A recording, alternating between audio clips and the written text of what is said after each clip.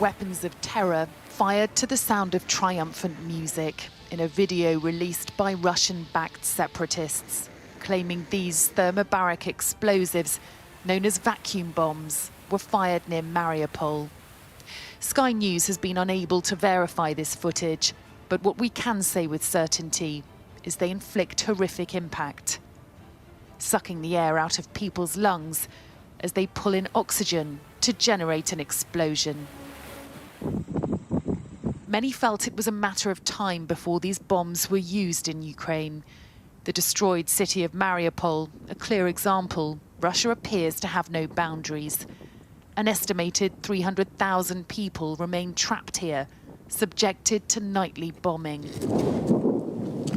Anastasia managed to escape with 20 minutes warning. She fled for her life, but hasn't heard from her relatives in the 3 days since. When they started bombing us from airplanes, it was already impossible to stay. We were hiding just in our apartment. We did not have any shelter close to us or something like this. Now I am thinking about food that we still have left in my apartment, and I'm thinking that, oh my God, it could be helpful for my neighbors. Maybe we could give that food to someone. We did not have time. We just have something like 20 minutes to pack. I only took my laptop and shoes with me. That's it. So I was crying about, that maybe it would help someone. The city has been without power, water and food supplies for days. Anastasia shared this video with Sky News, showing the lengths she had to go to just for drinking water, queuing at the well closest to her apartment, where she'd remained in hiding. After this theatre was bombed, many fear shelters have become targets. 4 days on, more than 1,000 civilians are thought to remain trapped in its basement. Now an art school has been hit too, sheltering 400 people, including children and the elderly. Rescuers unable to reach them due to Russian forces fighting street to street. President Zelensky has described these as war crimes that will go down in history. And emphasizing his Jewish faith, the Ukrainian leader has appealed to the Israeli parliament to break their neutral stance over this war. This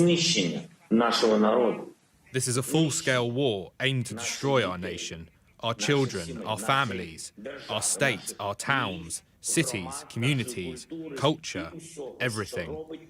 They even use the terms that we used during the Second World War, and this is a tragedy.